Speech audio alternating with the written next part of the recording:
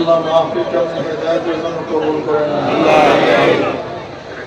আমরা যারা মাহফিলে হাজির হইলাম আপনার ওই না বানাই এখান থেকে কাউকে বিদায় দিয়েন। رب ارحمهما كما ربياني صغيرا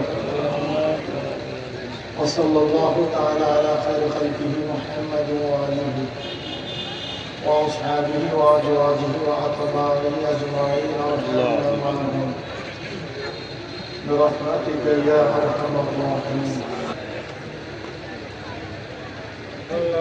الحمد لله نحمده ونستعينه ونستغفره ونعوذ بالله من شرور أنفسنا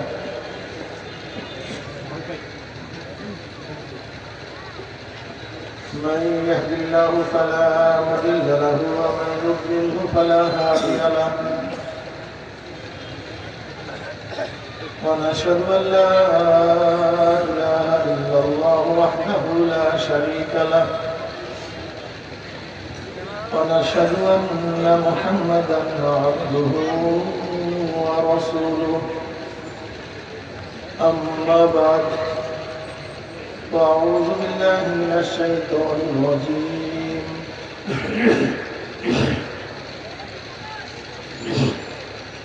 بسم الله الرحمن الرحيم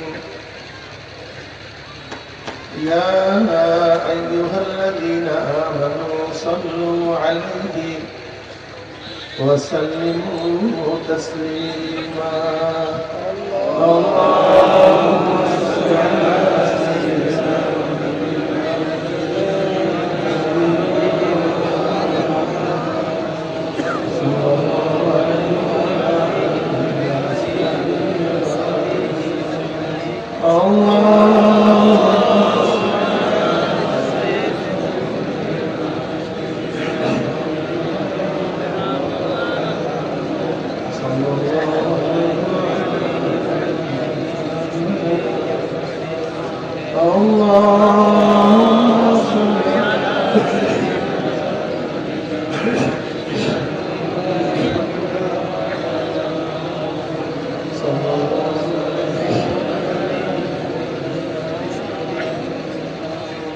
أعوذ بالله من الشيطان الرجيم بسم الله الرحمن الرحيم هو الذي أرسل رسوله بالهدى ودين الحق ليظهره على الدين كله ولو كره المشركون صدق الله مولانا العظيم وصدق رسول النبي الكريم. আল্লাহ পাকের বান্দা জনাব মুহাম্মদ রাসূলুল্লাহ সাল্লাল্লাহু আলাইহি ওয়াসাল্লামের উম্মত আল্লাহ পাক রব্বুল আলামিন আপনাকে আমাকে হিকমত হাসানের জমানায় যখন তামাম দুনিয়া থেকে ইসলাম মুসলমানদের মিটিয়ে দেওয়া ষড়যন্ত্র চলতেছে, তামাম দুনিয়ার মধ্যে ইসলাম মুসলমান থাকবে কি থাকবে না প্রশ্নের সৃষ্টি হয়েছে। যে জমানে মানুষ নেকের কাজ ছাড়তেছে, গুনার কাজ ধরতেছে, শুধু গুনার কাজ ধরেই না বরং গুনার কাজে প্রতিযোগিতা শুরু করছে কে কার আগে জাহান্নামে যাবে। যে জমানে মানুষ নেকের কাজে আশ্চর্য হয়, গুনার কাজে স্বাভাবিক থাকে, যে জমানে মুসলমান ইসলামকে পছন্দ করে না বরং নামধারী মুসলমান ইসলামের সবচেয়ে বড় দুশ্মন হয়ে গেছে, যে জমানে শিরক বিদআতকে ইবাদত মনে করে, কবর পূজা, ব্যক্তি পূজা, শিরক বিদআত, কিন্তু দাবি করে আমি বহুত বড় হাফেজ, মারিফাতপন্থী, আমি ইলমে বাতিল পন্থী, আমি তাসাউফ পন্থী, অথচ করতেছে শিরক বিদআত। একদল মানুষ শিরক বিদআতকে ইবাদত মনে করে, আর একদল মানুষ যা শিরক বিদআত না তাকে শিরক বিদআত মনে করে। যেরকম রামুস সাহাবীরা কথা করি তাহলে হাদিসরা ইমাম মানা, মাযহাব মানা যে শিরক বিদআত মনে করে, অথচ এগুলি খুবই জরুরি। একজন সাধারণ মানুষ কোনো অবস্থাতেই ইমাম বা মাযহাব মানা ব্যতীত শরিয়াত চলার কোনো সুযোগই নেই, সম্ভাবনাই নেই। অথচ এটা শিরক বিদআত হয়েছে। যে জন্য আংশিক দিন পালন করেও পরিপূর্ণ দিন পালন করা ঢেকুর তুলে পালন করে আংশিক দিন, দাবি করে আমার ছিল দিন যারা দুনিয়াতে কেউ। যে জমানে মুসলমান ইসলামকে পছন্দ করে না, মুসলমান ইসলামকে পছন্দ করে না, বরং নামধারী মুসলমান ইসলামের সবচেয়ে বড় দুশ্মন হয়ে গেছে। যে জমানায় মুসলমান নামধারীরা নবী আলাইহিস সালাম নেতা মানতে চায় না, তার আদর্শ বাস্তবায়ন করতে চায় না, বরং ইসলামের চিরশত্রু ইহুদি, খ্রিস্টান, কাফের, বেঈমানদের, মুশরিকদের নীতি আদর্শ বাস্তবায়নের জন্য নিজের জীবন উৎসর্গ করে, সেই মুহূর্তে আল্লাহ পাক রব্বুল আলামিন আপনাকে আমাকে কোরআন ও হাদিসের মধ্যে আলেম, উলামা, মুমিন, ফাকির, জাকিরিন, শাকিরিনদের গুরুত্বপূর্ণ এক দামি মজলিসে আসার, বসার, বলার, শোনার তৌফিক আল্লাহ পাক দান করেছেন। শুকরিয়া তান সবাই বলে আলহামদুলিল্লাহ।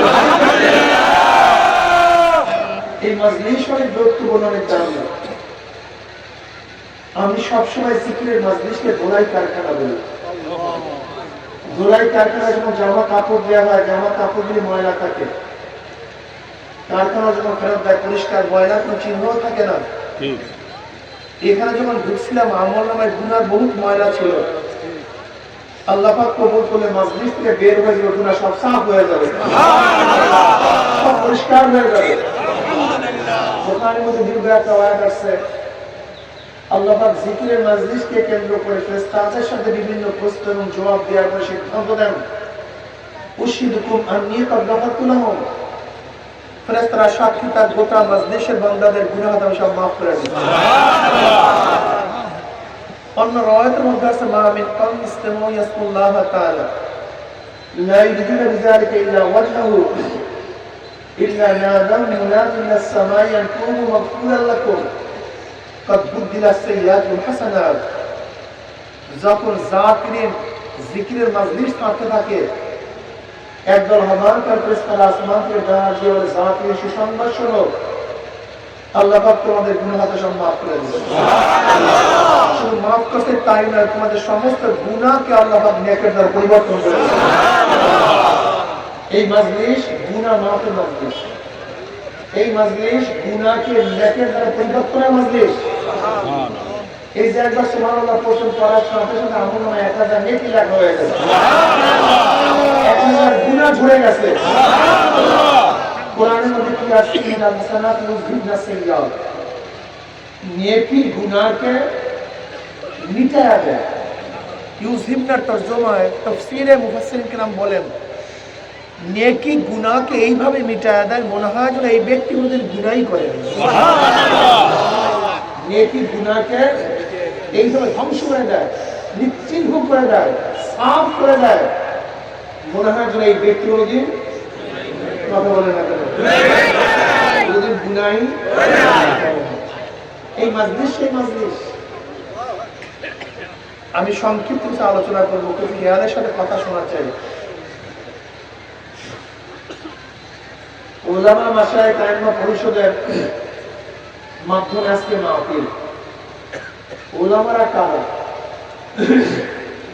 উলামারা হলো ওয়ারাসাতুল আম্বিয়া, নবীর ওয়ারিস। উলামারা কারা? নবীর ওয়ারিস। মনে রাখবেন, যতদিন আলেম আছে ততদিন দ্বীনের বাতি আছে। আলেম নাই, দ্বীনের বাতিও নেই। আলেম নাই, দ্বীনের বাতিও নাই। আলেম যতদিন থাকবে, দ্বীনের বাতি ততদিন জ্বলতে থাকবে ইনশাআল্লাহ।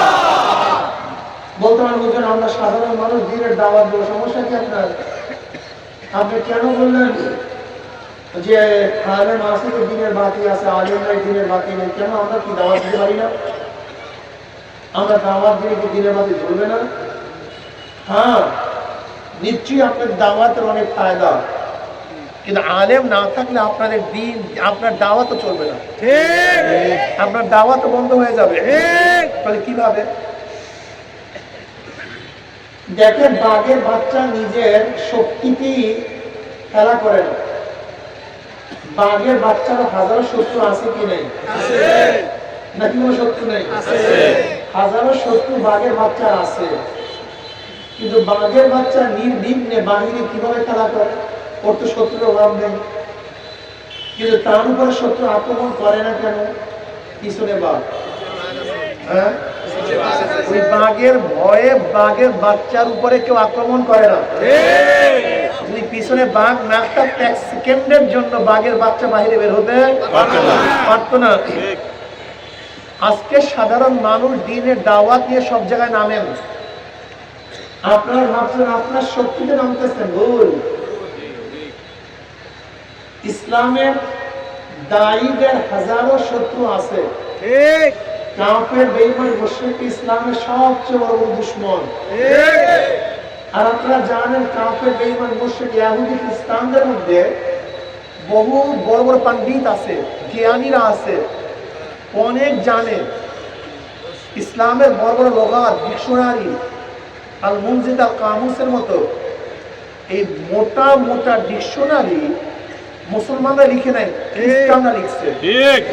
এত বড় জানে, এত বেশি জানে। এমনকি খ্রিস্টানরা হাদিসের উপরে যে কিতাব লিখছে, আশ্চর্য হয়ে যাবেন, এত গুরুত্বপূর্ণ কিতাব লিখছে হাদিসের উপরে খ্রিস্টানরা। কোরআনের কোন কোন জায়গায় প্রশ্ন তোলা যায়, কোন কোন জায়গায় ইখতিলাফ আছে, হাদিসের কোন কোন জায়গায় মতলব্য আছে, আপনার আমার জানা না থাকলেও খ্রিস্টানরা জানে।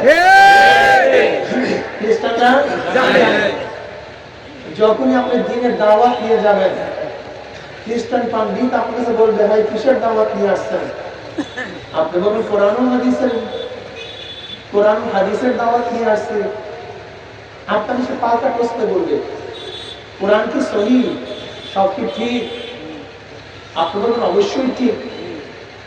তখন আপনার কাছে সে প্রশ্ন করবে, নবী নূহ আলাইহিস সালাতু ওয়াস সালামের জমানায় নবী কয়জন ছিল, রাসূল কয়জন ছিল? আপনি বলবেন একজন ছিল। অমনি সে আপনাকে পাল্টা প্রশ্ন করবে। আল্লাহ পাক কালামে পাকের মধ্যে ফরমান, ওয়াকাযযাবাত কওমু নূহিল মুরসালিন। আপনি বলছেন একজন, কিন্তু কোরআন বলছে বহুজন। আর কোনটা ঠিক?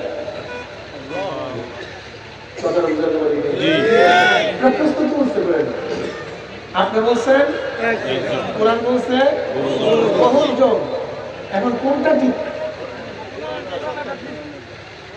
আসলে তো একজন, এতে কোনো সন্দেহ নেই। নবী নূহ আলাইহিস সালাতু ওয়াস সালাম জমানায় রাসূল একজন ছিল, এতে কোনো সন্দেহ নেই।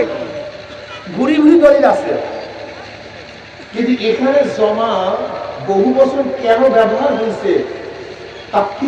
তারকিমের জন্য যে জমা ব্যবহার হয়, এইটা যদি আপনার জানা না থাকে, তখন আপনার অবস্থাটা কি হবে?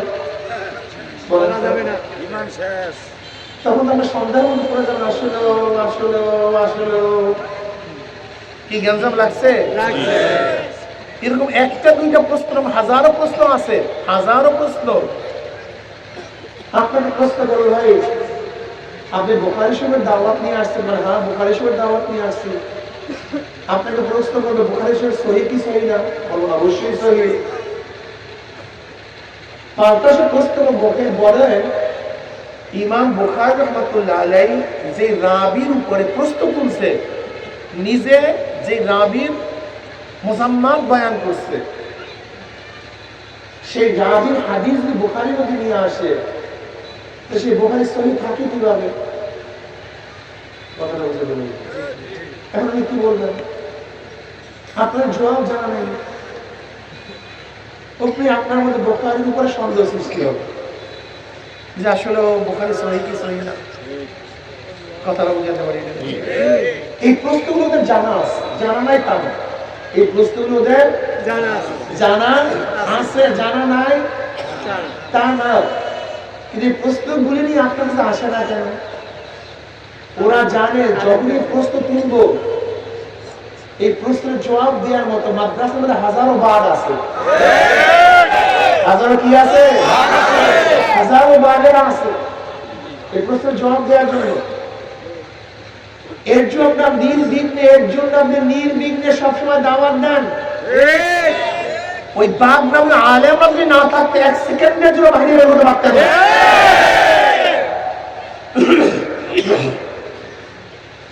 আরো মোটা কথা বোঝেন, এখানে যতজন মানুষ টুপি পড়ছেন, দাড়ি রাখছেন, কলেমা পড়ছেন, নামাজ পড়তেছেন, এই প্রত্যেকের পিছনে একজন আলেম আছে।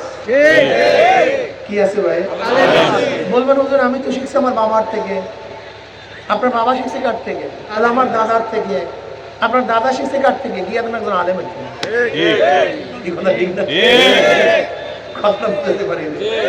দেখেন এখানে যারা আছেন, যারা আছেন এখানে, যারা এখানে আছেন, যেভাবেই দিন শিখেন না কেন তার পিছনে একজন আলেম আছে, একজন দায়ী আছে, একজন শায়েখ আছে, একজন পীর আছে।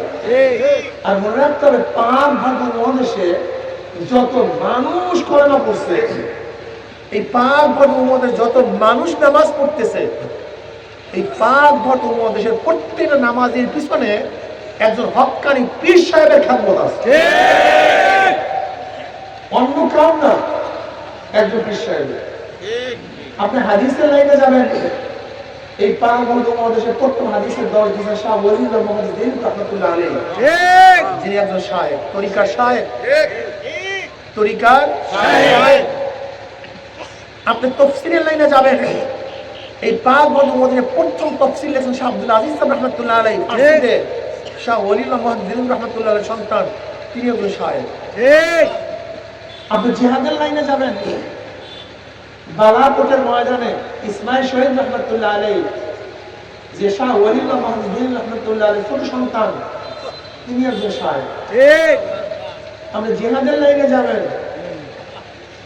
আন্দোলনের লাইনে যাবেন, বাদশাহ জাহাঙ্গীরকে যে অ্যারেস্ট করছিল মুজাদ্দিদ আল-কিসান রহমতুল্লাহ আলাইহি, আপনারা জানেন বাদশাহ আকবর দ্বীন ইলাহি ঘোষণা করছে। মোগল সম্রাট, মোগলের প্রতিষ্ঠা দেখে বাদশাহ বাবর, বাদশাহ বাবরের ছেলে হুমায়ুন, হুমায়ুনের ছেলে আকবর, আকবরের ছেলে জাহাঙ্গীর, জাহাঙ্গীরের ছেলে শাহজাহান, শাহজাহানের ছেলে জেন্দাপীর আলমগীর রহমতুল্লাহ আলাইহি, আওরঙ্গজেব জান্নাত। আপনারা জানেন সবাই, ইতিহাস সম্পর্কে আপনাদের মোটামুটি জানা আছে। বাদশাহ আকবর দ্বীন ইলাহি ঘোষণা করছে, এই কমবখতের কাছে হিন্দু পণ্ডিতরা দেশি থাকতো, তাদের প্রভাবে প্রভাবিত হয়েছে। দ্বীন ইলাহি মানে জগা খুশি ধর্ম, হিন্দু, খ্রিস্টান, মুসলমান। এই শয়তান আকবর তিনটা বিয়া করছে, একজন মুসলমান, একজন খ্রিস্টান, একজন হিন্দু। কিন্তু এই বাদশাহ আকবর বহুত ইসলামের দুশ্মনী করছে, গরু জবের করা বন্ধ করে দিয়েছে, কলেমাকে বিকৃতি করছে, উচ্চ সুরে আজান জানাতে বন্ধ করছে, অনেক মাদ্রাসা বন্ধ করছে, দ্বীন ইলাহি ঘোষণা করছে। এই দ্বীন ইলাহি ঘোষণার পিছনেও একজন আলেমের শয়তানি ছিল, আবুল ফজল ফয়েজি। আবুল ফজল ফয়েজি আপনারা জানেন সে কিভাবে জানতো, কত জানা জানতো। আমাদের দেশের মানুষের একটা স্বভাব দেখছি, অনেক জানলেই তাকে অনেক মনে করি বিশাল কিছু হয়ে গেছে। এটা গলত একটা ধারণা, চরম গলত। আবুল ফজল ফয়েজি কেমন জানা জানতো, একটা উদাহরণ দিয়ে বুঝতে পারবেন কত জ্ঞানী ছিল সে। বিনা নক্তার হরফ দিয়া কোরআনের তাফসীর লিখছে। কি দিয়া ভাই? বিনা নক্তার হরফ দিয়া। আলিফ, বা, তা, সা, জিম, বা, তা, সা, জিম, এই হরফগুলি গ্রহণ করেন নাই। হা গ্রহণ করছে, দাল গ্রহণ করছে, র গ্রহণ করছে, সিন গ্রহণ করছে, স গ্রহণ করছে, ত গ্রহণ করছে। অর্থাৎ যে হরফগুলির উপরে নকতা নাই, এরকম হরফের শব্দ দিয়ে কোরআনের তাফসীর লিখছে। এখন মনে করে সে ব্যক্তি কত শব্দ জানে বলেন তো। আমার মনে হয় ঘুরটা ঘুরে আরবি শব্দ অর্থ আছে ওই কত করে মুখস্থ ছিল, কি খেলা জানতো এই কমবক। এই বাদশাহ আকবরের দ্বীন এলাহির প্রবক্তা ছিল এই কমবক। ওকে আল্লাহ ইলম দিয়েছে, তাকওয়া দেয় নাই। ওকে ইলম দিয়েছে, মারিফত দেয় নাই। যেমন শয়তানকে আল্লাহ প্রচুর ইলম দিয়েছে, মুআল্লিমুল মালায়েকা, সে ফেরেশতাদের উস্তাদ হয়ে গেছে। এই কমবক নামের সবই ছিল, কিন্তু মাওলানা ইশক এবং মারিফত আল্লাহর মহব্বত ছিল না। ঠিক এই আবুল ফজল ফয়জির মতো কমবকের মধ্যে আল্লাহর ইশক মারিফত তাকওয়া ছিল না। আবুল ফজল ফয়জি সেই বাদশাহ আকবরের দ্বীনের প্রবক্তা ছিল এবং যুগে যুগে যুগে যুগে যুগে যুগে আবুল ফজল ফয়জিরা আছে। এটা আশ্চর্য হওয়ার কিছু নেই, আশ্চর্য হওয়ার কিছু নেই। বাদশাহ আকবর মারা গেছে, তার ছেলে জাহাঙ্গীর সেই দ্বীন এলাহির প্রবক্তা, সেই দ্বীন এলাহি জারি করার জন্য চেষ্টা শুরু করছে। তখনই আসছেন আহমদ সেরহেন রহমতুল্লাহ আলাইহি, যাকে বলা হয় মুজাদ্দিদে আল ফিসাস আহমদ সেরহেন রহমতুল্লাহ আলাইহি, জানা শায়ের বাকিবিল্লাহ রহমতুল্লাহ আলাইহি, শায়ের বাকিবিল্লাহ রহমতুল্লাহ আলাইহি, যিনি বহুত বড় আল্লাহর ওলি ছিলেন। ওই যে নাম ভাইয়ের কিসসা ঘটনা, এই বাকিবিল্লাহ রহমতুল্লাহ সাধ্য ছিল আরেক বাকিবিল্লাহ, যাকে বলা হয় নাম ভাই। শায়েকের নাম বাকিবিল্লাহ আর সাজ্জাদের নামও কি বাকিবিল্লাহ। আহমদ সেরহেন রহমতুল্লাহ আলাইহি, যাকে বলা হয় মুজাদ্দিদ আল ফিসান রহমতুল্লাহ আলাইহি, তিনি বাদশাহ জাহাঙ্গীরের বিরুদ্ধে আন্দোলন শুরু করছেন, সংগ্রাম শুরু করছেন, জিহাদ ঘোষণা করছেন। কে?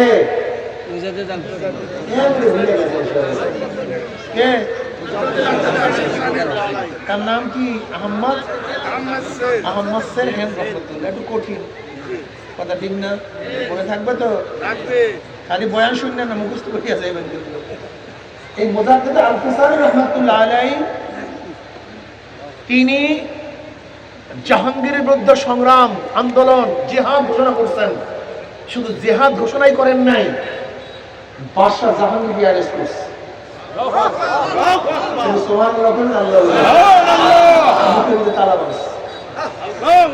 মুজাদ্দিদ আল ফিসান রহমান কাকে অ্যারেস্ট করছে? বাদশাহ জাহাঙ্গীরকে অ্যারেস্ট করছে।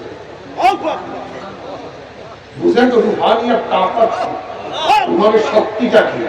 অ্যারেস্ট করে ফেলাইছে। শুধু অ্যারেস্ট করে নাই, তারা ক্ষমতার জন্য অ্যারেস্ট করে নেই, ইসলাম করার জন্য, ইসলাম করার জন্য অ্যারেস্ট করছে।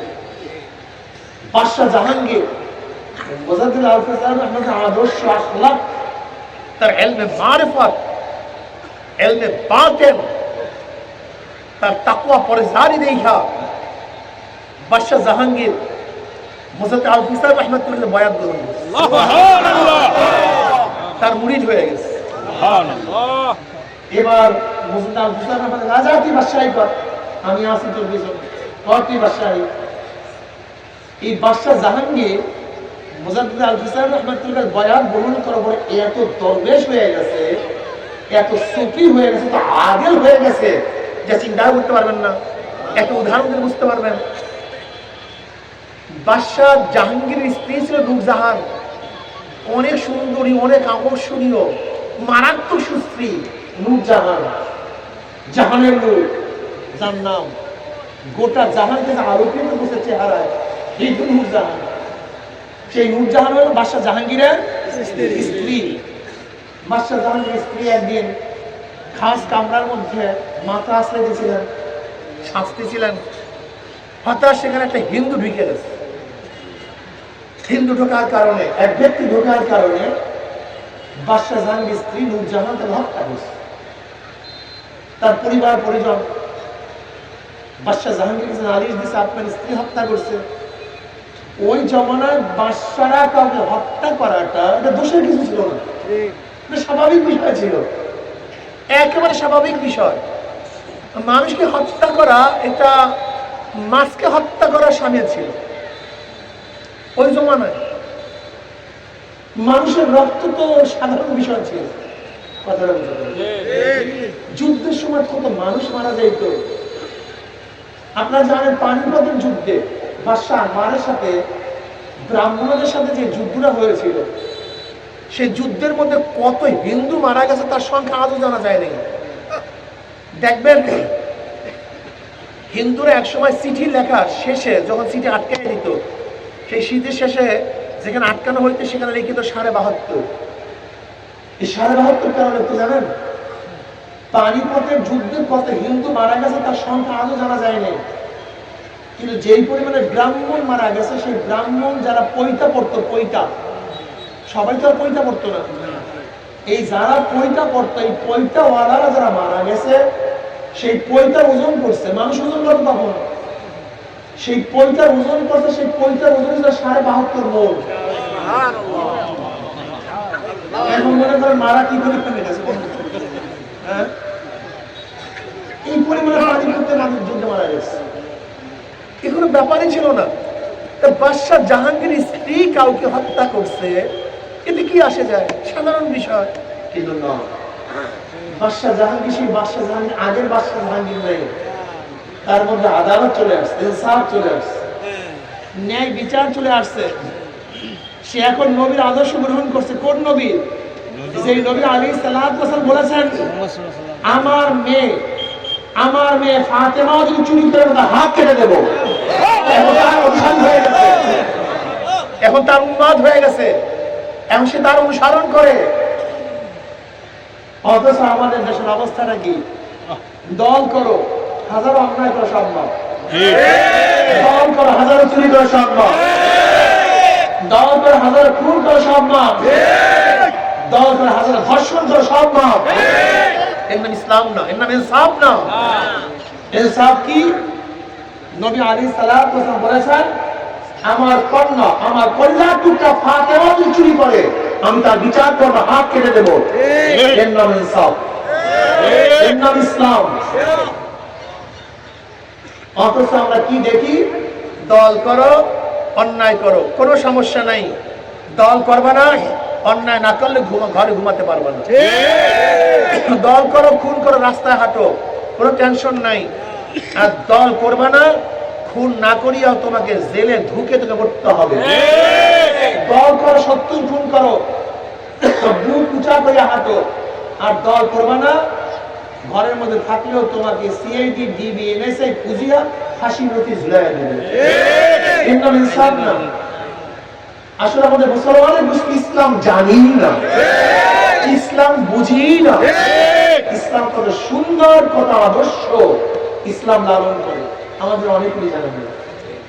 এবার বাদশাহ জাহাঙ্গীরের কাছে নারীর দাওয়াত, বাদশাহ জাহাঙ্গীর সাক্ষী সবুত নেওয়ার পরে প্রমাণিত হয়ে গেছে, হ্যাঁ তার স্ত্রী তাকে হত্যা করছে। অমনি বাদশাহ জাহাঙ্গীর কি বলছে? আমার স্ত্রী হত্যা করে দাও। কি বুঝলেন? বাদশাহ জাহাঙ্গীর নিজে বললেন, কতলের পরিবর্তে কতল, আল কতল বিল কতল, আমার স্ত্রীকে কতলের পরিবর্তে কি করে দাও, কতল করে দাও। ইসলাম যদি কার কলমের মধ্যে চলে আসে, সেরকম আদর্শবান হয়ে যায়। ইসলামের আদর্শকে গ্রহণ করলে সেরকম আদর্শবান চরিত্রবান হয়ে যায়। ইসলাম অনুযায়ী কেউ চললে সে ইনসাফকে প্রাধান্য দেয়, বাবাকে মাকে ছেলেকে প্রাধান্য দেয় না। এর নাম ইসলাম। কপাল পোড়া মুসলমানের গোষ্ঠী আজকে সাম্যবাদ, সোশ্যালিজম, ক্যাপিটালিজম, কমিউনিজম, ডেমোক্রেসি আর সেকুলার বাস্তবায়নের জন্য পাগল হয়ে গেছে আমাদের মুসলমান সন্তানরা। আমি চিন্তা করে দিশা পাইনি, কপাল পোড়াদের মেধা কি, মেজাজ কি, জ্ঞান কি। এতো গরুর চেয়েও খারাপ। কিভাবে গরুর চেয়েও খারাপ? একটা গরু দেখবেন ধান খাতের মধ্যে আছে, আপনি শত চিল্লান, গরু কিন্তু দৌড় দেন, কিন্তু যখন লাঠি দিয়ে পিটান দেন, কথা বলেন না, কমপক্ষে লাঠি দিয়ে পিটাইলে গরু দৌড় দেয়। কিন্তু আমাদের মানুষগুলি গরুর চেয়ে এত খারাপ হয়ে গেছে, এদেরকে লাঠি দিয়ে পিটাইলে তারা দৌড় দেয়। ৭১ থেকে আজকে ২০২৪ পর্যন্ত যারা দেশটাকে শাসন করছে, আমি একজনকে বলবো না, 71 থেকে 2024 পর্যন্ত যারা দেশটাকে শাসন করছে এদের চরিত্র আদর্শ সম্পর্কে আমরা জানি না, এমন তো না। সবাই জানি, সবাই চিনি। একই সাথে সিঙ্গাপুর আর মালয়েশিয়া বহু কান্ট্রি একই সাথে স্বাধীন হয়েছে। সেই সমস্ত দেশের অবস্থাকে আমাদের দেশের অবস্থা নাকি? চুরি, ডাকাতি, লুট, তরাস, অবিচার, অত্যাচার, খুন, গুম, জুলুম, চাঁদাবাজি, দুর্নীতিতে দেশটা বারবার চ্যাম্পিয়ন হয়। যাদের নেতৃত্বে চ্যাম্পিয়ন হয় মানুষকে সেই দলই করে। এদের বিবেকের অবস্থা আছে, এদের চরিত্রের অবস্থা আছে, কুকুরের চেয়েও খারাপ হয়ে গেছে। প্রশিক্ষণ কুকুর, হাজারো প্রশিক্ষণ কুকুর, তাদেরকে প্রশিক্ষণ দিলে এই খানা খাবি না, খানা খায় না। কুকুররা প্রশিক্ষণ নেয়, কিন্তু মানুষগুলি তার চেয়েও খারাপ হয়ে গেছে। এরা এই পর্যন্ত প্রশিক্ষণ নেয় না, এই দল করে, তাদের পিছনে হাঁটে। দেখেন, আমার জ্ঞানী বাবাদেরকে বলবো, জ্ঞানী বাবাদেরকে বলবো, যারা চাহেল, যারা জ্ঞানহীন বিকৃত মস্তিষ্ক, আমি তাদের বলবো। ধরে নেন কতগুলো যুবক একসাথে চুরি করার জন্য খেয়ার কাছে গেছে। ভাই উপরে যাবো চুরি করার জন্য, আপনার খেয়া ভিতরে চুরি করতে পারবো না। খেয়ালা বলছে, ভাই আমি পাগড়ি পরি, আমি টুপি পরি, আমি লম্বা জামা গায়ে দিই, আমি সুলি মানুষ, আমি চুরির ভাগের মধ্যে নেই ভাই। কিন্তু তোরা যুবকরা যেহেতু চুরি করবি আর আমার খেয়া ভিতরে চুরি করতেই পারবি না, আমি একটা ধাক্কা দিয়ে দেব। আচ্ছা বলেন তো, খেয়ালা যদি চোরদেরকে একটা ধাক্কা দিয়ে পার করে দেয়, চুরির ভাগ না নেয়, তারপর কি খেয়াল আপনার দোষ আছে? কি সবাই একসাথে বলেন চুরির ভাগই নেয় নাই?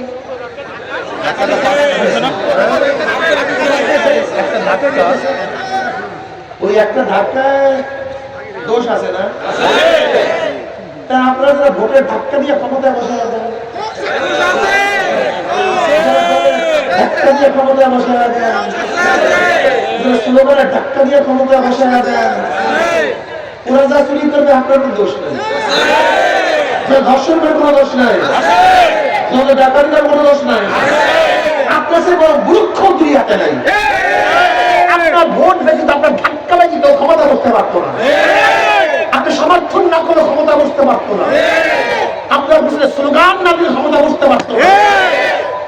এরপরে বারবার বলি, কিয়ামতের ময়দানে বহুত মুসল্লি, বহুত দেখবে লক্ষ লক্ষ ব্যারেল মদের গুণা, লক্ষ লক্ষ ব্যারেল মদের গুণা। আল্লাহ, আমি কোনদিন মদ দেখি না, আমি তো দরবেশ, আমি তো মদ স্পর্শও করিনি। আল্লাহ, এত মদের গুণা কোথার থেকে?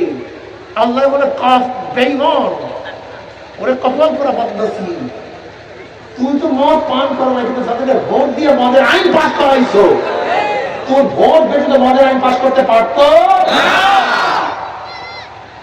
তোর ভোট বেশি, তুই দল করা বেশি, মদের আইন পাস করতে পারতো না। কিন্তু তুই ভোট দিয়ে সাপোর্ট করে মদের আইন পাস করার সুযোগ করছো, এই মদের গুণা কে নেবে?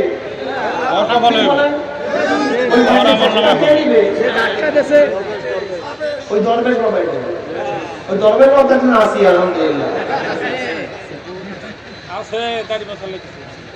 অনেক মুসলিম দেখবে লক্ষ লক্ষ জেনার গুণা। শুনিয়া রাখেন, কোন মৌলবী আমার আমাদের রেকর্ড হচ্ছে, কোন মৌলবীদের বিপরীতে কোনো প্রতিবাদ দিতে পারে, সেই প্রতিবাদ আমার কাছে নিয়ে আসছেন। লক্ষ লক্ষ জেনার গুণা। আল্লাহ, আমি কোনদিন এই কাজ করিনি, আমি তো সুফি দরবেশ, কোন নিয়ম দিকে তাকাই নেই। আল্লাহ যাদেরকে ভোট দিয়া পোস্টকোয়ার্ড আইন পাস করছে। জানেন বর্তমানে বাংলাদেশের জেনার আইন কি? একটা যুবক যুবতী সম্মতি হয়ে বিবাহ বন্ধন ব্যতীত যদি অন্যায়ের মধ্যে লিপ্ত হয়, তার বাংলাদেশের সুপ্রিম কোর্টের চিফ জাস্টিসের তার বিচার করার ক্ষমতা নেই, সম্পূর্ণ আমাদের দেশে জেনা বই।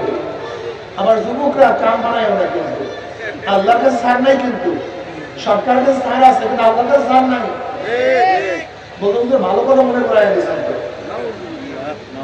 যদি একটা যুবক যুবতী সম্মতি হয়ে কোন অবৈধ কাজে লিপ্ত হয়, আর তার বিরুদ্ধে কেস দেয়, সুপ্রিম কোর্টের চিফ জাস্টিসের তার বিরুদ্ধে বিচার করার কোনো এখতিয়ার নাই।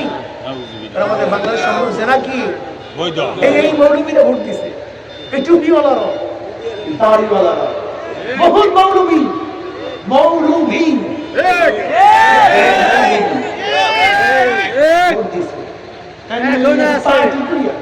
পার্টি ছাড়তে পারি না, তোমার সারা ফেরেশতাদের বুঝা সারিয়া বানায়া দাও। সময় আসতেছে পার্টি করি না, ছোটবেলায় করছি না, পার্টি করাই ফেরেশতা, সময় আসতেছে পার্টি করাইবে। বুঝেন তো মনের মধ্যে আগুনটা কেমন লাগে? অবশ্য মুসলমান, মুসলমান না হলে তখন আফসোস ছিল। ما سلككم في سقر قالوا لم نكن من المصلين ولم نكن نطعم المسكين وكنا نخوض مع الخائضين। কিরকম কপাল পড়ে সাকার নামে জাহান্নামে আসলি কেন? মানে একটা কারণ, যারা তোমার বিরোধী ছিল, খোদাদ্রোহী ছিল, তোমার মত পথে চলতো না, আমরা তাদের সাপোর্ট করতাম। আল্লাহ যারা ইসলামকে ধ্বংস করার চক্রান্ত করতো, আমরা তার দল করতাম। আল্লাহ তাদের পিছনে ঘুরতাম। আল্লাহ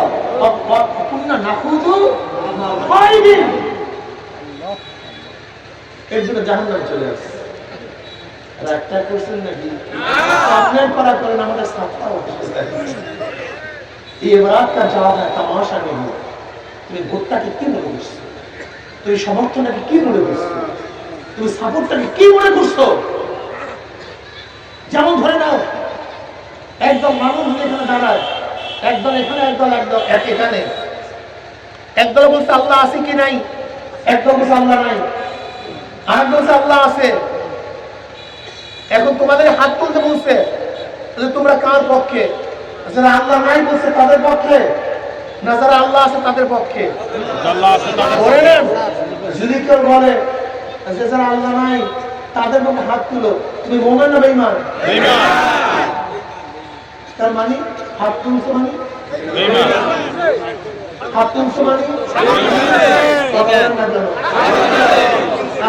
মানে ভোট দিছো, সমর্থন করছো বেঈমানের পক্ষে, তুমি বেঈমান হয়ে গেছো।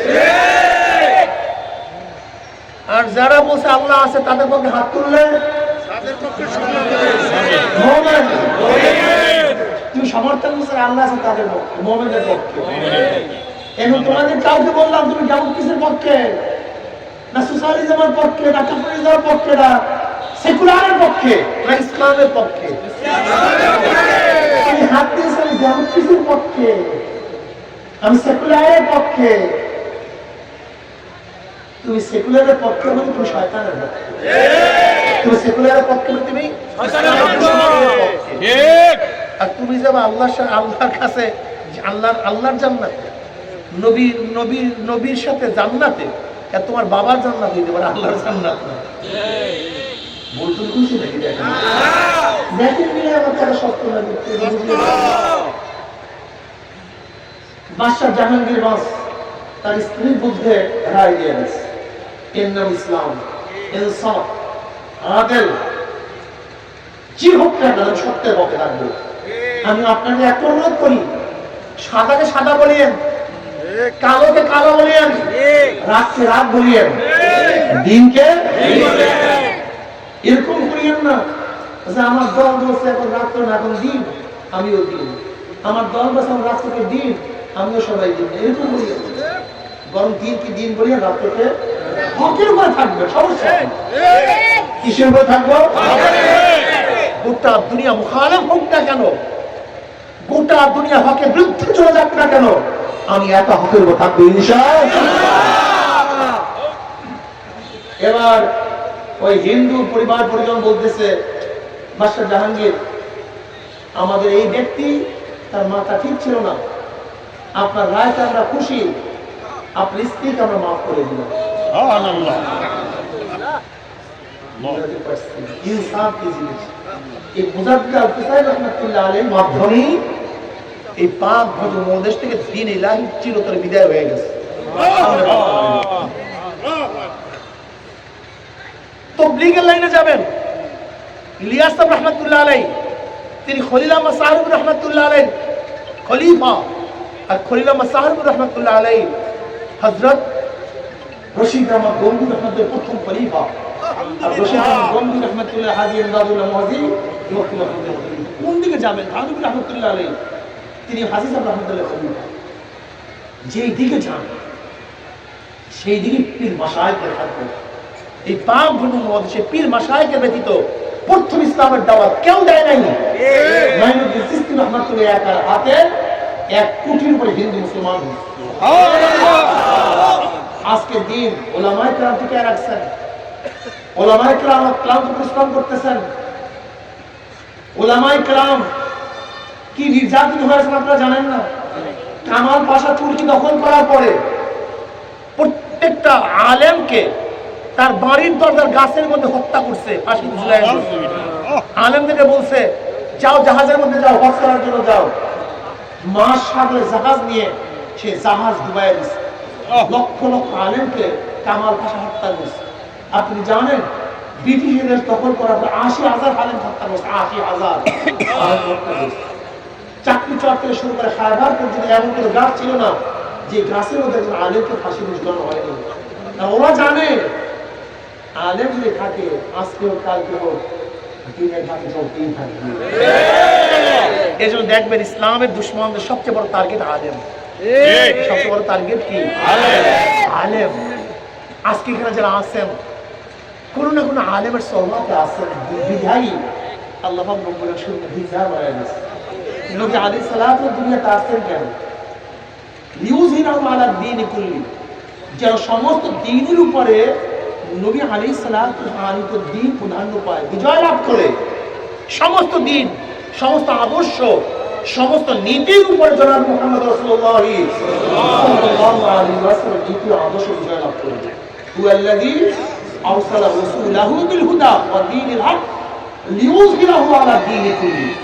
সমস্ত আদর্শ, সোশ্যালিজম বলেন, ক্যাপিটালিজম বলেন, কমিউনিজম বলেন, ডেমোক্রেসি বলেন, সমস্ত আদর্শের উপরে নবী আলাইহিস সালাতু আদর্শ বিজয় অর্জনের জন্য নবী দুনিয়াতে আসছেন। ঠিক। আর নবীর আদর্শ যদি বিজয় হয় কি হবে? দুনিয়াটা জান্নাতের বাগিচা হয়ে যাবে, কবরটা জান্নাতের বাগিচা হয়ে যাবে। আমার নবীর দিন অনুযায়ী চলে মারামারি, কাটাকাটি, হানাহানি থাকবে না। যেখানে থাকবে না অন্যায় অবিচার, যেখানে থাকবে না মদ, গাঁজা, ইয়াবা। বলতে হুজুর আমি তো গাঁজা কর, আমি তো ইয়াবা কর, ইসলাম দিনের জন্যই ভয় পাই। ইসলাম আসলে আমার গাঁজার অবস্থাটা কি হবে? আরে প্রশ্ন আছে কি নাই? তোমার কোনো ভয় নাই। অনেক গাঁজা করে প্রশ্ন করে, আমি তাদেরকে জবাব দিই, ভাই তুমি কি মসজিদে গিয়ে গাঁজা সেবন করতে পারবা? হুজুর না, মসজিদে গিয়ে কিভাবে গাঁজা সেবন করবে? কেন? সেখানে কি গাঁজা সেবনের পরিবেশ? সেখানে পরিবেশ নেই। আমি বললাম যেরকম মসজিদে গাঁজা সেবনের পরিবেশ নাই দেখে গাঁজা সেবন করতে পারো না, ইসলাম যদি বাংলাদেশে আসে তাহলে গোটা বাংলাদেশটা মসজিদের পরিবেশ হয়ে যাবে। তোমার মনই আর গাঁজা খাইতে চাই না। কোনো সমস্যা আছে? নাই, তাতে চিন্তা করি নেই। অনেক দাড়ি কাটা ভাইরা তারা মনে করে আর ইসলাম আসলে আমার মনে হয় পিঠে দাড়ি দেখা যাবে। বোকা, তুমি ভুল বুঝতেছ, তুমি চরম ভুল করতেছ। ইসলাম আসলে তোমাকে পিঠে দাড়ি রাখাবে না, বরং পরিবেশ সৃষ্টি করবে। এখানে অনেকেই আসলে আজকে টুপি পরিয়ে আসছে, যারা বাহিরে টুপি পড়তে লজ্জা পান, কিন্তু এখানে টুপি পড়তে লজ্জা পান নাই। আসেন কি আসেন না? ঘটনা কি? পরিবেশ বলেন তো। এই পরিবেশটা যদি বাহিরেও হইতো তাহলে আপনার টুপি পড়তে আপত্তি ছিল? ইসলাম আসলে কি করা হবে? কথা বলেন না কেন? আপনার সমস্যা আছে? আমার অনেক মা বোনা মনে করে ইসলাম আসলে আমাদেরকে বস্তাবন্দি করে হবে না। ভুল। ইসলাম আসলে পরিবেশ সৃষ্টি করা হবে, তোমার চরিত্র, তোমার আদর্শ গঠনের পরিবেশ সৃষ্টি করা হবে, যেখানে তুমি এমনিতে ভালো করে যাবো। ভালো মন চাইবে। যুবকরা মনে করে আমরা ইসলাম আসলে তিনি স্টাইলে চলতে পারবো না, ইসলাম আসলে তুমি আরো বেনিফিট হয়ে যাবা। তোমার চরিত্র খারাপ হবে না, গাঁজা সেবন করবা না, ইয়াবা ধরবা না, আড্ডার মধ্যে বেহুদা আড্ডার মধ্যে কাটাবা না, তোমার সময় কাজে লাগবে, তুমি জ্ঞানী হয়ে যাবা। আদর্শবান হয়ে যাবা, চরিত্রবান হয়ে যাবা, শিক্ষিত হয়ে যাবা, তুমি দেশের বড় বড় একজন খাদেম হয়ে যাবা, তুমি অর্থনীতিতে ডেভেলপ করবা। ইসলাম যদি ক্ষমতায় আসে, আগামী 5-10 বছরের মধ্যে বাংলাদেশে একজন মানুষও দরিদ্র সীমার নিচে থাকবে না, সমস্ত মানুষগুলি দরিদ্র সীমার উপরে চলে যাবে। আল্লাহ কোনো গরিব থাকবে না, বিশ্বাস হয় না। কপাল করে বিশ্বাস করবে কি, করবে কিভাবে? আপনি করবে কিভাবে? দেখেন, ইসলামের গোটা অর্থনীতি গরিবদের জন্য। ইসলামের গোটা অর্থনীতি কাদের জন্য? পুঁজিবাদী অর্থনীতি। পুঁজিবাদী অর্থনীতি ধনীকে ধনী বানায়, গরিবকে গরিব বানায়। আর ইসলামী অর্থনীতি গরিবদেরকে ধনী বানায় আর ধনী থেকে ভারসাম্য রক্ষা করে। বিশ্বাস হয় না? আজকে আমরা ব্যাংকে যাবেন, ম্যানেজারকে বলবো ভাই আমাকে 5 লক্ষ টাকা দেন, একজন গরিব ব্যক্তি। ম্যানেজার সাহেব বলবো আমাকে মর্গেজ দেন। 5 লক্ষ টাকা বা তার বেশি মর্গেজ রাখেন। আপনি বলবেন ভাই আমি তো গরিব মানুষ, কিসের মর্গেজ টর্গেজ, টাকাই তো নেই নিয়ে, কিসের মর্গেজ? টাকা তো আপনার জন্য না, টাকা কার জন্য? যারা আছে। ব্যাংক কাকে টাকা দেয়? যার নাই। এইটা প্রথম বুঝেন, পুঁজিবাদী অর্থনীতি যার আছে ব্যাংক তাকে দেয়। যার 5 লক্ষ টাকা আছে ব্যাংক তাকে 5 লক্ষ টাকা দেয়, দুইবার ধনী। আগে 5 লক্ষ টাকা আছে একবার ধনী, ব্যাংক থেকে 5 লক্ষ টাকা দিছে কয়বার ধনী? যাকে লোন দিছে তারই লোন মাফ হয়, আর যার লোন মাফ হয় তার ইন্টারেস্ট মাফ হয় আরো 2বার। তাই কয়বার মোট? 5 লক্ষ টাকা আগে থেকেই একবার, ব্যাংক থেকে 5 লক্ষ টাকা দিছে 2বার, তার লোন মাফ হয়েছে 3বার, তার ইন্টারেস্ট মাফ হয়েছে 4বার। তার ধনী কয়বার ধনী? আর গরিবের পেটে 5টা লাথি। 5 লক্ষ টাকা আগে থেকে ছিল 1 লাথি, ব্যাংক থেকে 5 লক্ষ টাকা দেয় না 2 লাথি, তার লোন মাফ হয় না 3 লাথি, তার ইন্টারেস্ট মাফ হয় না 4 লাথি। যে বড় লোককে লোন ইন্টারেস্ট মাফ করা হয়েছে, এই যদি বাংলাদেশ ব্যাংকে থাকতো, বাংলাদেশের নাগরিক হিসেবে গরিবও তার অংশী ছিল। কিন্তু বড় লোককে মাফ করার পরে গরিবের পেটের মধ্যে কয় লাথি? গরিবের পেটে। আর ধনীকে, আমাকে বলেন তো এইভাবে অর্থনীতি চলে কিয়ামত পর্যন্ত কোন ধনী কোন গরিবকে ধনী হতে পারবে না। এই জন্য কাপড় পরে ধনী হও না, ভাবাও না। আর ইসলামের গোটা অর্থনীতি গরিবদের জন্য। ইসলামের গোটা অর্থনীতি কাদের জন্য? জাকাত কাদের জন্য? গোশত কাদের জন্য?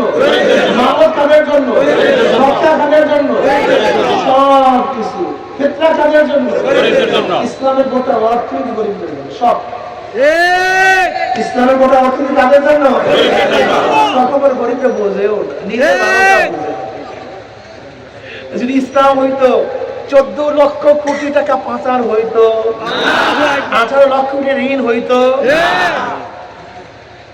আপনারা দেখছেন বর্তমান বাংলাদেশের গভর্নর বলছে মাত্র 4 পরিবার। কয় পরিবার?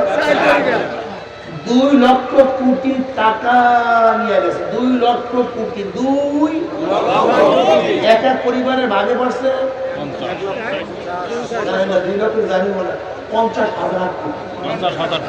এক এক পরিবারের ভাগে পড়ছে 50,000 কোটি টাকা নিয়ে রাখছে। আর গরিব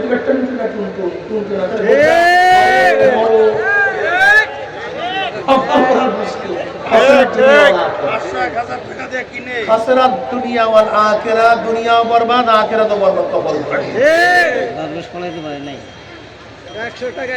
ইসলাম বুঝলাম না। ইসলাম ঘরের মধ্যে ঢুকলে স্বামী স্ত্রীর মধ্যে মহাব্বতের পেয়ার আর ভালোবাসা। ছেলে সম্মান করে ইজ্জত করবে, মেয়ে সম্মান করে ইজ্জত করবে, সবার মধ্যে হৃদ্যতা পয়দা হয়ে যাবে, সমাজের মধ্যে শান্তি প্রতিষ্ঠিত হবে, নামাজ কায়েম হয়ে যাবে, রোজা চলতে থাকবে, সমস্ত মানুষের মুখের মধ্যে ভালো ভালো কথা থাকবে, নসিহত থাকবে, জিকির আজকার থাকবে, কোরআন তেলাওয়াত হবে, ডাকাতি চুরি থাকবে না, অন্যায় অবিচার থাকবে না, ছোটরা বড়দেরকে শ্রদ্ধা করবে আর বড়রা ছোটদেরকে স্নেহ করবে। কি যে ভালোবাসা, কি যে মহব্বত, সবার মধ্যে আদর থাকবে। মনে হয় যেন গোটা বাংলাদেশটা একটা জান্নাতের পরিবেশ, যেখানে যাবেন মানুষ মানুষকে সাহায্য করবে, সহযোগিতা করবে, আল্লাহ আল্লাহ জিকির চলতে থাকবে, ইবাদতের মধ্যে মানুষ মগ্ন থাকবে, দুনিয়ার মধ্যে জান্নাতের মধ্যে বসবাস করবে। এই সমস্ত আল্লাহর বান্দারা যখন কবরের মধ্যে চলিয়া যাবে, আমার মাওলা ডাক দিয়ে ফেরেশতারে, আমার খাস মেহমান কবরের মধ্যে আসছে, আমার বান্দা বান্ধব গায়ের মধ্যে জান্নাতের পোশাক লাগাইয়া দে, জান্নাতের বিছানা বিছাইয়া দে, জান্নাতের নাম দিয়ে গোটা কবরটাকে ভরিয়া দে। আল্লাহ তুমি কবুল করিয়া নাও। এই সমস্ত আল্লাহের বান্দা বান্দি যখন কিয়ামতের ময়দানে উঠবে, নবী আলাইহিস সালাতু ওয়াস সালাম ডাকিয়া ডাকিয়া নিজের হাতে হাউজে কাউসারের পানি পান করায়া দেবে। সুবহানাল্লাহ। এর মধ্যে রওয়ায়াত আছে, মান শারাবা লাম ইয়াজমা আবাদা, যেই ব্যক্তি এক পেয়ালা হাউজে কাউসারের পানি পান করে 50,000 বছর আর কোনদিন পানির পয়সা লাগবে না। আল্লাহ তুমি কবুল করিয়া নাও। আমার মাওলা ডাকিয়া ডাকিয়া আরো নিচে জায়গা করিয়া দিবে, নেকের পাল্লা ওজন হয়ে যাবে। وإن منكم إلا واردها كان على ربك حتما مقضيا ثم ننجي الذين اتقوا ونذر الظالمين فيها جثيا। 30,000 বছরের পৌঁছলাম, চুলের চেয়েও চেকন, তলোয়ারের চেয়েও ধার, নিচের জাহান্নামের আগুন আমাবস্যার চেয়ে অন্ধকার। ওই 30,000 বছরের পৌঁছলাম, পানি দিয়ে 1 সেকেন্ড মাওলার জান্নাতে চলিয়া যাবে। আল্লাহ তুমি সবাই কবুল করিয়া নাও। জান্নাতে যাওয়ার পরে আমার মাওলা ডাক দিয়া ফেরেশতারে, আমার বান্দা বান্দিদের প্রশ্ন করে, আমি যে ওয়াদা করছি সেই ওয়াদাকে আমি পালন করছি নাকি? তখন জান্নাতে বলো, মাওলা তুমি যে ওয়াদা করছো তার চেয়ে কোটি কোটি গুণ বেশি নিয়ামত আমরা পেয়ে গেছি, কিন্তু একটা ওয়াদা করে পালন করো নাই। অমনি আমার মাওলা বলবে ফেরেশতারে, আমি ওয়াদা করছিলাম জান্নাতের মধ্যে আমার বান্দা বান্দির সাথে সাক্ষাৎ করবো, দেখা করবো, যদি এখনো তাদের সাথে দেখা করি নাই, নূরের পর্দা সরাইয়া দেয়। যখন 70,000 নূরের পর্দা সরাইয়া দেওয়া হবে, সাতারাউনা রাব্বাকুম কামা তারাউনাল কমারা লাইলাতাল বদরে, নবী আলাইহিস সালাতু ওয়াস সালাম ফরমান, যেরকম পূর্ণিমার চন্দ্র আকাশে উদিত হইলে ভিড়া ভিড়ি ধাক্কা ধাক্কি ব্যতীত প্রত্যেকের জায়গা থেকে পূর্ণিমার চন্দ্র দেখতে পারে, ঠিক আমার মাওলা তখন নূরের পর্দার মধ্যে বের হয়ে আসবে। প্রত্যেকের জান্নাতে ভিড়া ভিড়ি ধাক্কা ধাক্কি আমার মাওলাকে দেখিয়া বলাইবে। আমার মাওলাকে দেখার সাথে সাথে সমস্ত জান্নাতের সিজদার মধ্যে পড়িয়া যাবে। কোন রওয়ায়াতের মধ্যে আছে 1 সিজদা 40,000, অন্য রওয়ায়াতের মধ্যে আছে 70,000 বছর কাটিয়া যাবে। মাওলার ভিতরে এত মজা, মাওলার ভিতরে মত হয়ে থাকে, জান্নাতের কথা বলিয়া যাবে। জান্নাতের নহরের কথা বলে নাই, বাগিচার কথা বলে নাই, জান্নাতের বিল্ডিং এর কথা বলে নাই, জান্নাতের হুর গিলমানদের কোন কথা তাদের মনে নাই। শুধু মাওলা আল্লাহর দিদার কি যে মজা।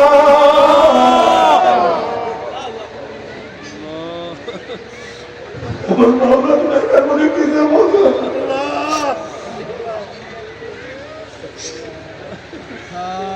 মাওলা তোমাকে এক নজর দেখার তৌফিক দিয়া দাও। নবী আলাইহিস সালাতু ওয়াস সালাম ফরমান, মান আহাব্বা লিকা আল্লাহ আহাব্বাল্লাহু লিকাহু, আল্লাহ কারিয়া লিকা আল্লাহ কারিয়াল্লাহু লিকাহু। যারা আমার মাওলার সাথে সাক্ষাৎ করাকে পছন্দ করে, আমার মাওলা তাদের সাথে সাক্ষাৎ দেওয়ার জন্য অপেক্ষায় আছে। আর যারা আমার মাওলার সাথে সাক্ষাৎ করতে চায় না, ওই কপাল পড়ার সাথে আমার মাওলা সাক্ষাৎ দিবে না।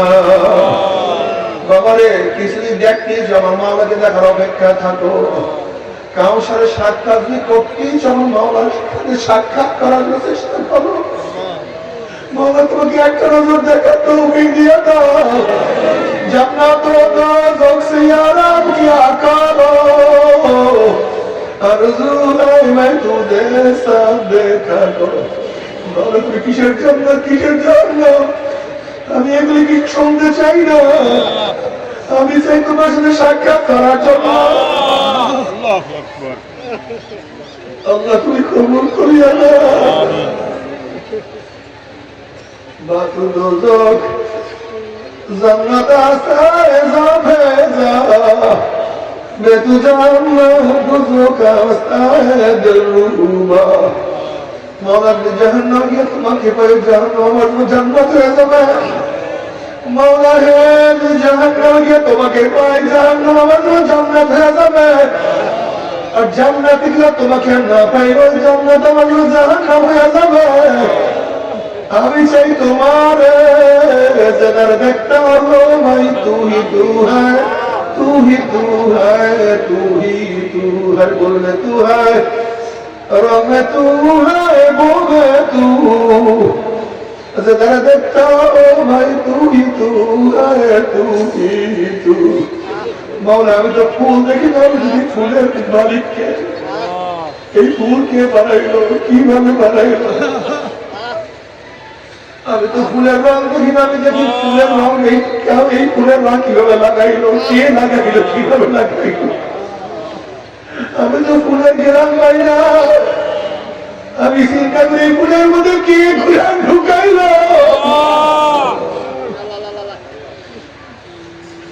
আর কে দপ্তরি মানে পাতে কের দেয়া সব আমার মাওলা সব আমার মাওলা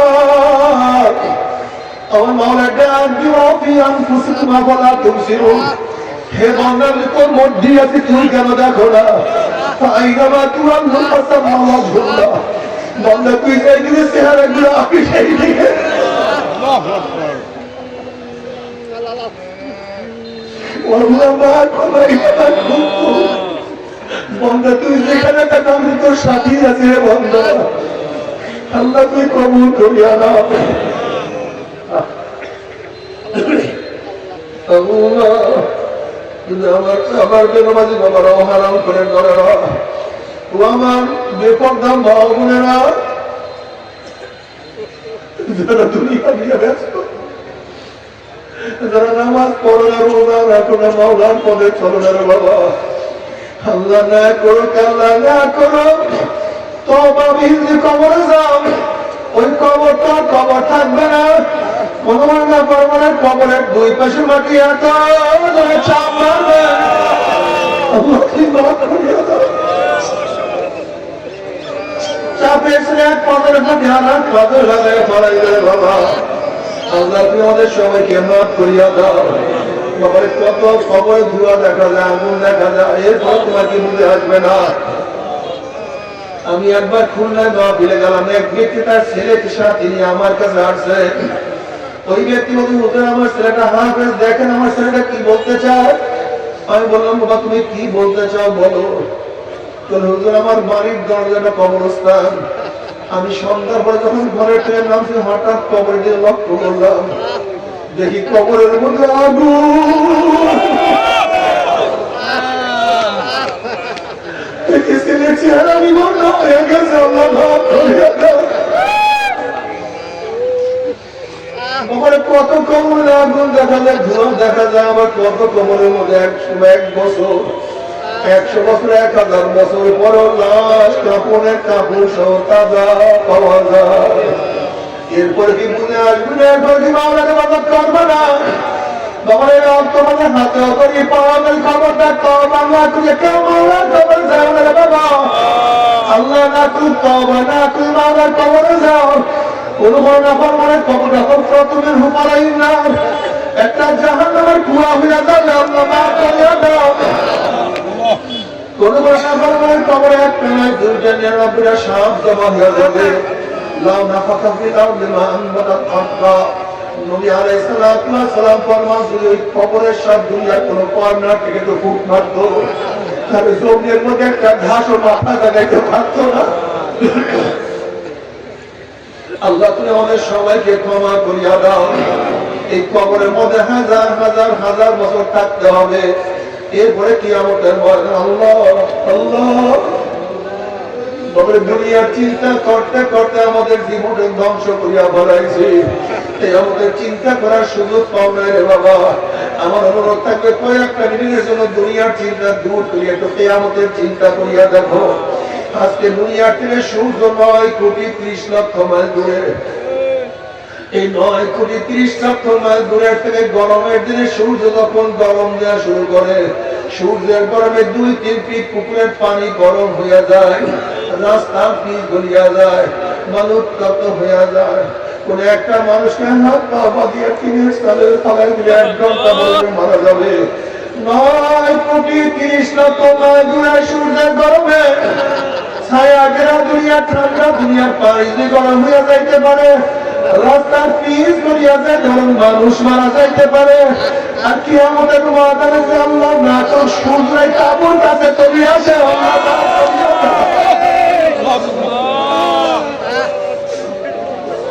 সূর্যের গরম সাজিয়া যাবে,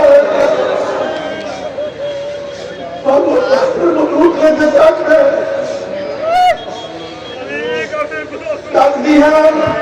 গোটা কিয়ামতের ময়দানে পুরিয়াটা তামাম বদলাল হবে।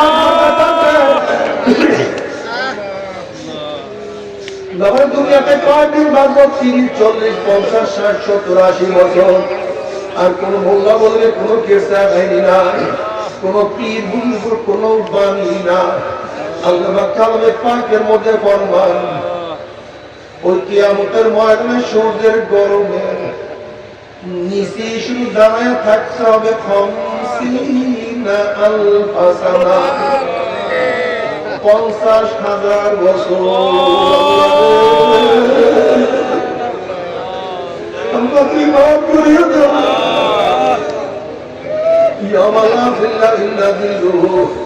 যে কিয়ামতের ময়দানে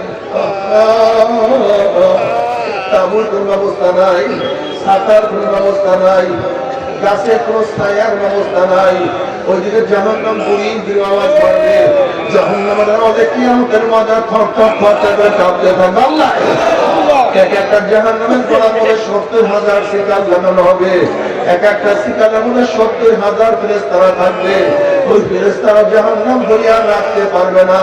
এই অবস্থা দেখিয়া সমস্ত নবীরা বলবে নাফসি নাফসি। ويقول إبراهيم خليل الله نفسي نفسي، موسى كلم الله نفسي نفسي، ঈসা রূহুল্লাহ নাফসি নাফসি। সমস্ত মানুষ বলবে মাওলা আমাকে বাঁচাও, আমাকে বাঁচাও। এই মুহূর্তে জনাব মুহাম্মদ রাসূলুল্লাহ সাল্লাল্লাহু আলাইহি ওয়াসাল্লাম সিজদায় করে বলবে মাওলা তোমার চিন্তা বুঝাবার কসম দিয়ে বলতে আছি, আজকে জাহান্নামের একটা উম্মত জান খাইয়া ফেলা, আমি কিন্তু তোমার জান্নাতের মধ্যে ঢুকবো না। ও কামাল করার দলেরা, যে আল্লাহর হাবিব কঠিন মুহূর্তে তোমাকে আমাকে ভুলবে না, সে আল্লাহর হাবিব কিভাবে ভুলিয়া গেছে? কেন সে আল্লাহ আদর্শ নীতি কেন পছন্দ করো না?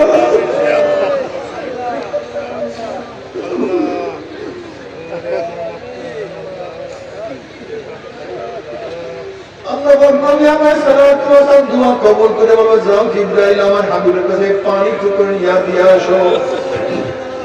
নবী আলাইহিস সালাতু ওয়াস সালাম যখন এই পানি জাহান্নামে দিয়ে মারবে, জাহান্নাম ক্যাট ক্যাট ক্যাট ক্যাট করে পিছনে সরিয়া যাবে। আল্লাহর হাবিব বলেন মাওলা রে, যে জাহান্নামকে লক্ষ লক্ষ ফেরেশতারা ধরিয়া রাখতে পারে না, এই আমার কোন কুদরতি বাড়ি কোন আশ্চর্য বাড়ি, যেই পানি মারার সাথে সাথে জাহান্নাম পিছনে সরিয়া গেল।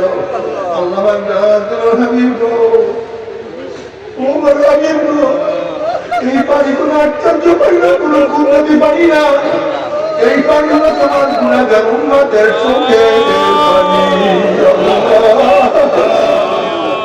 আল্লাহ তুই কবুল করিয়া নাও।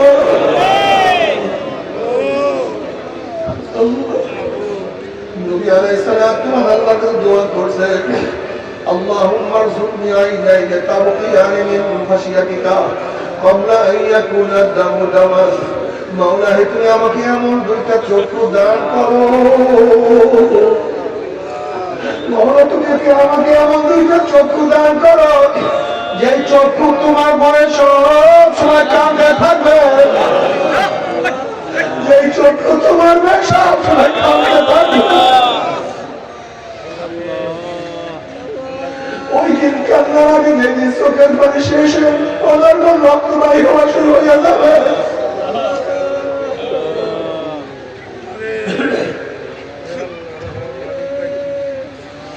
أين يهلا تبكيان على ذنبي أين يهلا تبكيان على ذنبي تناثر أمري يدي ولا أدري أفسوس أفسوس আমার চক্ষুতে আমার গুনার কথা স্মরণ করিয়া কেন কাঁদো না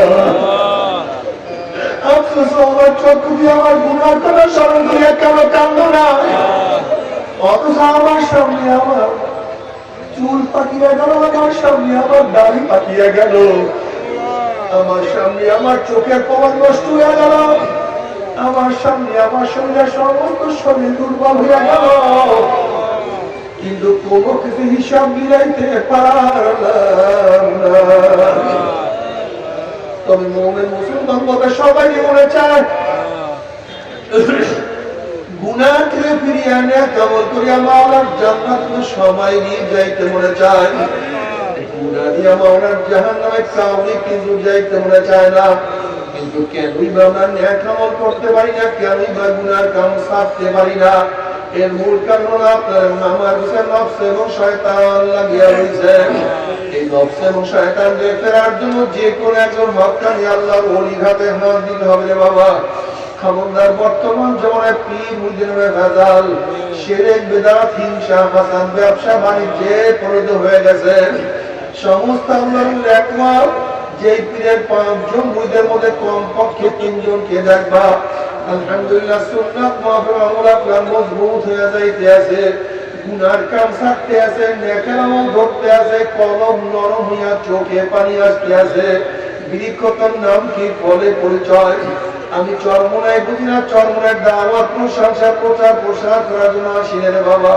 চরমনায় যাওয়ার তোমার কোনো দরকার নাই কোনো দরকার নাই কোনো দরকার নাই তুমি যার কাছে গিয়া পারো গুনার কাম ছাড়ো নেকেরা বলবো কলম নরম করিয়া চোখে পানি নিয়ে মাওলার কবরে যাইও যেরকম দুনিয়ার ঘরে আগুন লাগলে পানি ছাড়া নিভানো যায় না ঠিক তদ্রুপ তোমার বাবার গুনার দ্বারা যে জাহান্নামের আগুন জ্বলিয়া রইছে চোখের পানিও ছাড়া কিন্তু জাহান্নামের আগুন নিভানো সম্ভব না কাজেই আমার জন্য দোয়া চাই আমিও দোয়া করি সবাই সবার প্রাণ খুলিয়া দোয়া করো যেন কিয়ামতের ময়দানে দলাদলি বাঁধিয়া মামা একসাথে জান্নাতে যাওয়ার তৌফিক দিয়া দেন আল্লাহুম্মা আমিন আল্লাহুম্মা তোমার মধ্যে এখানে কেন আসছে আমরা রিজিক নেওয়ার জন্য আসি না কম্বল নেওয়ার জন্য আসি না দুনিয়া পাওয়ার জন্য আসি না কেউ নামাজ কাজা করিয়া ফলাইছি কেউ রোজা সারিয়ে দিছে